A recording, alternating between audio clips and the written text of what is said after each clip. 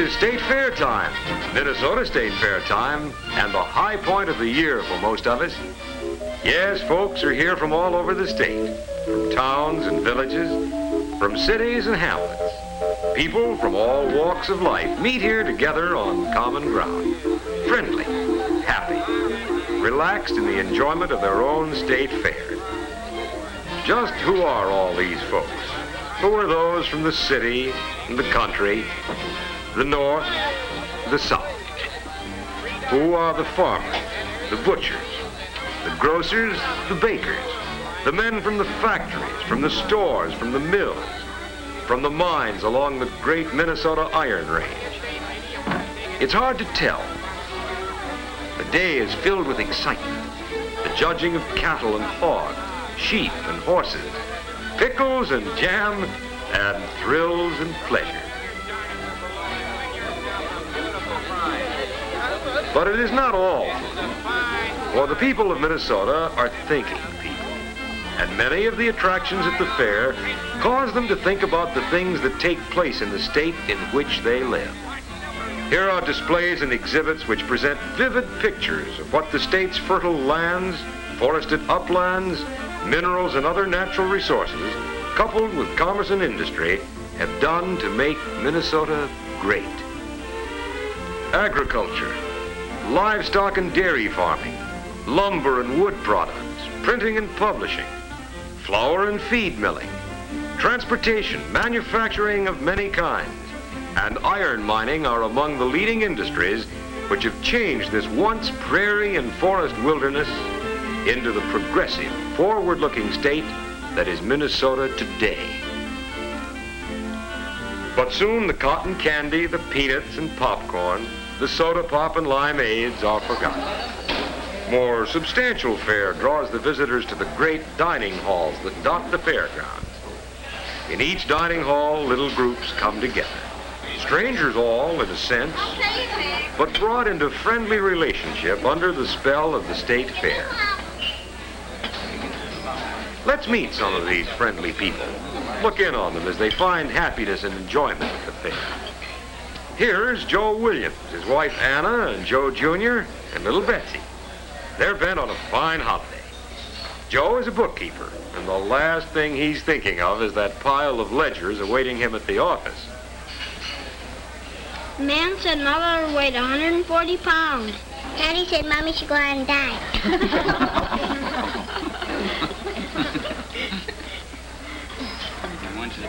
This is Ed Jones with his wife and son Billy. Real holiday for Ed and his family. The factory where Ed works is completely forgotten for the day. Don Sturgis is a salesman for the milling company, and a good one. But right now he can't sell his daughter the idea that candy is to be eaten, not rubbed on his neck. And here are the Petersons. They're farmers. Carl Peterson owns a farm in southern Minnesota, dairy cattle. And brother Fred is a mining engineer. He's worked in iron ore mines all his life. And over the years, he has watched the changes that new developments and new processes have made on the Minnesota Iron Range. Iron ore holds as much interest for him as bumper wheat crops. Oh, Billy, what have you done? Oh, it's just some stuff out of that box. There. What on earth is this? That's iron ore made from taconite. Contains between 60 and 65% iron. This what you dig out of the ground on the range? Well, yes and no. You see, it's like this. 65% iron. Seems to me that's pretty rich digging. And we don't actually dig this ore. We concentrate it from hard rock. It takes a long and expensive process to make it this rich. I've heard that the mining companies are getting out once the good ore is gone. Well, I don't think the companies are going to pull out yet. But what future do you see in Minnesota mining nowadays? All that ore they found in Labrador and South America is bound to hurt our mining industry, isn't it? Couldn't get me on the range. Working summer, lay off fall, winter. Too rough. That's right, isn't it? Now, wait a minute, not so fast. Sure, a lot of people have a lot of questions in their minds about iron mining. People are naturally interested in the Iron Range, what goes on up there, what it contributes to the whole state. But many of the questions are a result of what somebody told somebody else. All the questions have answers. Answers based on the knowledge and understanding of what's going on up there on the range today to make the industry bigger than ever. If you could visit the range, you'd see why iron ore mining is one of the biggest industries in Minnesota and of first importance to the nation. An industry that contributes millions of dollars to payrolls, purchases, and taxes. Every community in the state benefits in one way or another. The iron ore mining industry means jobs for thousands of people in Minnesota. About 15,000 people earning more than 50 millions of payroll dollars every year. That supports a lot of other folks. Druggists, doctors, lawyers, grocers, butchers, small retail stores of every kind. More than 250,000 people in northeastern Minnesota are directly or indirectly supported by the mining industry. Think of it. Everywhere you look, you can see for yourself why the mining industry must plan for years and years ahead. You can see it in the great Hull Rust Mahoning open pit, the largest of all the iron mines. Mining iron ore in the open pit seems like an easy job, but it isn't as easy as it appears to be. Open pit mining involves a lot of big machines to dig and process the ore, railways and ships to transport it to the nation's steel mills, and the working together of thousands of people stretched over 1,000 miles, and the spending of hundreds of millions of dollars to get the iron ore to the steel furnaces. Yes, there was a time when the Mesabi Range held good pockets of iron ore. Those pockets of high-grade ore were like small raisins tucked away in a great pudding of iron-bearing rock. The high-grade ore represents less than 5% of the mineable portion of the rock formation that contains iron. But no matter how much ore was dug out of the ground, there was always a need for more. And then, after 50 years of mining and 2 world wars, something happened on the old Mesabi Range. The shovels were beginning to scrape bottom. And before long, the word spread fast that the digging was running out. The great deposits of good iron ore in Minnesota were fading away. And that good ore, billions of tons of it, was to be had in foreign countries and even in other parts of the United States. The companies were going to quit. The Minnesota Iron Range was all washed up. Yes, sir, that's what a lot of people thought. What those people didn't think about was this. For many years, mining experts have considered that the end of Minnesota's high-grade direct shipping ores would come someday, unless ways could be found to use the tremendous quantities of low-grade ores. But I understand there are still several 100 million tons of that high-grade ore left in the ground. How about that? You sit here, Mr. Williams. We're going to take the children over to the Midway for a while. But if the mining companies used only high-grade ore, there wouldn't be any great future in Minnesota iron mining. But they are out to keep the Minnesota Iron Range in business, a bigger and better business than we've ever thought of, for generations to come. Now, here's what I mean. Now, in addition to the good iron ore you are talking about, which contains about 51.5% iron, there are hundreds of millions of tons of low-grade ore. Ore which miners call lean, wash, or intermediate, with a much lower percentage of iron. And a streak gray rock called taconite, which is nature's original iron-bearing rock, containing as little as 25% iron. It's all these ores together, plus the great advances in mechanical methods of mining and metallurgy, and more millions of dollars for experimentation and new processing plants that hold the future of Minnesota mining secure. You make it sound like a complicated operation just to scoop it out of the ground. All mining is a complicated and costly operation. Even an open pit mine, which seems so simple. For instance, when you see a popple and pine forest up on the range, you could be seeing an iron mine, but you'd never know it until you did a lot of exploring. You first have to drill down to find out if there's ore beneath the surface. You may have to put down 100 holes or more. And if you're lucky enough to find it, then you plan how it can be mined. Then roads have to be built through the forest to bring in the equipment. Some of the machines weigh 20 tons and better. There are deep layers of sand, rock, and clay that cover the iron ore. All this must be stripped away. Miners call this waste material overburden. In some open pit operations, this waste material, as deep as a 30-story building, must be removed before you get at the ore. And that's only part of what makes mining an expensive business. Now, you said something about no work in winter. Actually, there's a lot of work done in the wintertime. For instance, stripping, clearing away the waste. It goes on all winter. And most big repair jobs on the big equipment are made during the winter. And underground mining goes on throughout the whole year, never stops. And here's a point to remember. The costs of producing underground ore are large. So large that only the highest grade ores may be mined by this method. Underground mining is a big job, a complicated job. An underground mine reaches in many directions with a network of tunnels called drifts. The ore is scraped from the drifts into cars, carried by an underground railroad to a skip hoist, which lifts it to the surface. Does that sound like they're busy only in summer? No, sir. There are more operations starting up all the time. The way they're operating today, that off-season bugaboo is becoming a thing of the past. You claim, then, that mining will be as steady a business as manufacturing? Why, certainly. The mining of iron ore today is already becoming a manufacturing business, because a whole lot of the ore has to be processed or concentrated by one method or another before it can be used. You see, even all the good direct shipping ore is not ready for the blast furnace when it's scooped out of the earth. Some of the ore is mined in the form of huge chunks.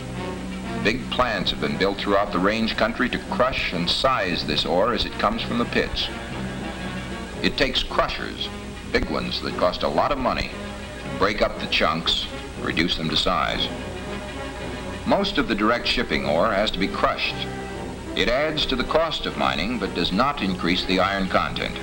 It has to be done, however, before the ore can be used at the steel mills. And it may seem strange, but mining calls for a laundry, big washing machines to clean low-grade iron ore. Washing is the most common practice of iron ore concentrating. Low-grade material, going in at the top of the great plants, works its way down through many complicated machines. Lighter sand and impurities are carried away in moving water to leave only the good ore ready to start it on its way to the steel mills. And every care is taken to remove silt and other waste material from the water used in washing iron ore, so that clean water is returned to the lake or stream from which it was drawn. Hundreds of thousands of tons of ore were set aside not so many years ago, not usable because of their low iron content. Today, experiments are being made to extract iron ore from some of this crude material formerly considered waste. Before these experiments, no one even considered this ore in reserve estimates because it could not be used. But now, as these experiments work out, hundreds of thousands of tons of this ore are being added to the iron ore reserve of the state. With over 50 processing plants, big and little, in operation, conservation is being continued, and the life of the better deposits is being prolonged. In some plants, the low-grade ore is screened, crushed, jigged, and washed in a single continuous operation, literally manufacturing good iron ore from material once thought too low in iron to bother with. Seems to me these new methods are actually increasing our usable iron ore supply. Exactly. And in addition to those, there's the taconite, a hard iron-bearing rock found in great abundance in Minnesota and also in Wisconsin, Michigan, and Canada. Not many years ago, everyone considered this rock as waste, just troublesome overburden that had to be blasted out to get at the ore. But mining men, assisted by the University of Minnesota Mines Experiment Station, are working out methods to convert taconite into high-grade ore. They hope to do it at a cost to compete with other ores. Much work has been done to process taconite. There's still more experimenting going on all the time.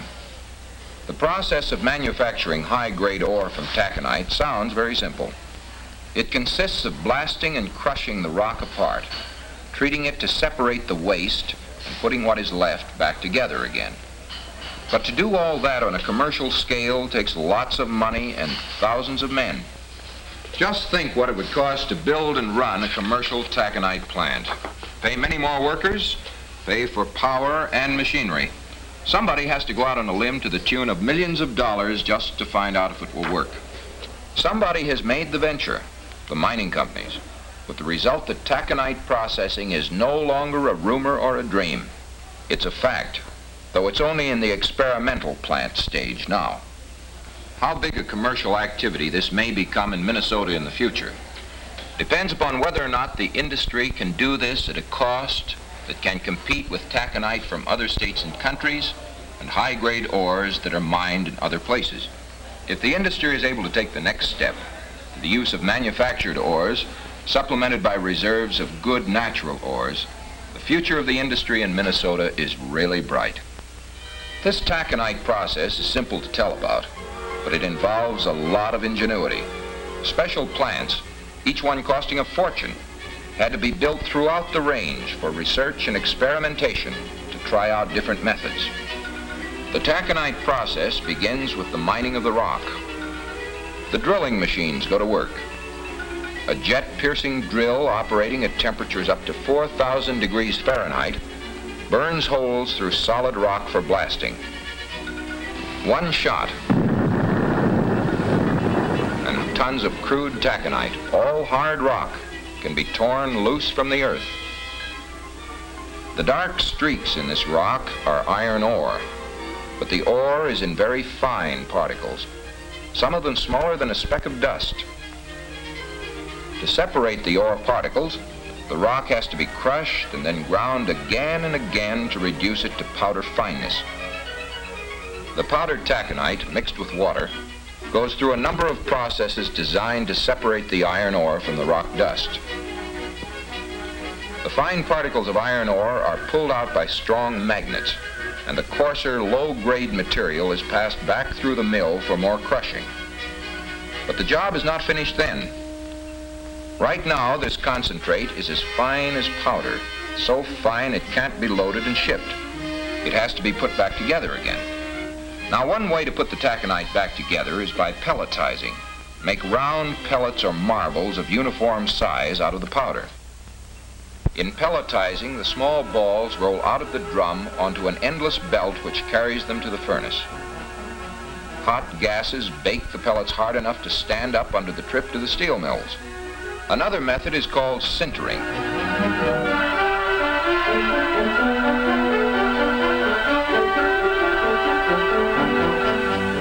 And still another called nodulizing. In this rotary kiln, heat is applied to the powdered taconite. As the binding agent burns out, it leaves a solid lump of iron ore. Each method does substantially the same thing. Well, that's almighty interesting.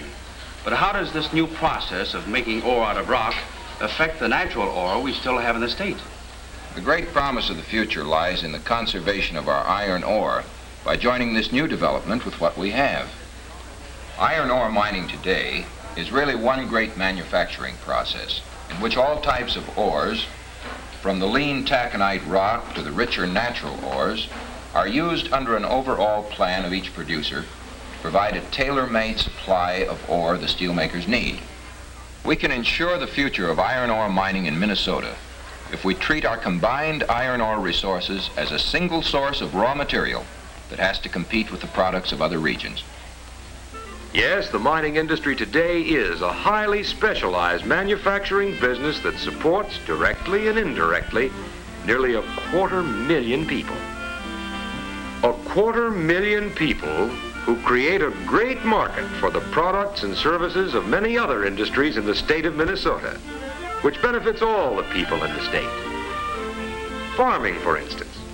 The people in the Iron Range country do not begin to grow all the food they eat, so they buy farm products of farms all over the state all the year around. Small and large contractors from all over the state supply timber and other materials and services for the mines. Manufacturers of many kinds sell equipment and machinery and thousands of other items, big and small. And railroad transportation of iron ore provides jobs for many workers. every school district, your own school district, even the University of Minnesota benefits directly from the permanent school trust funds built primarily by iron ore taxes and royalties from state-owned mines. Yes, no matter what you do or where you live, iron ore mining benefits you in some way. Hear that? That's an ore train, a symbol of a great Minnesota industry. An industry that helps make busy towns and cities all over the state. Tree-lined avenues of comfortable homes, smiling, happy children. The people in the range country, in almost any one of the towns among the hills that make the Mesabi, the Vermilion, the Cuyuna, know their continued prosperity and future security depend on this new era in iron ore mining. And the people in the rest of the state will also benefit from this great industry. This is the faith of the mining companies in the future of the mining industry in the state. A faith that the people will wholeheartedly support such a program. The people of Minnesota can contribute to such valuable development by public understanding of the iron mining industry and by encouraging policies of government which will extend to iron mining the same treatment accorded to other manufacturing industries in the state. Yes, people will stay on the range, work in these plants, build their homes, raise their families.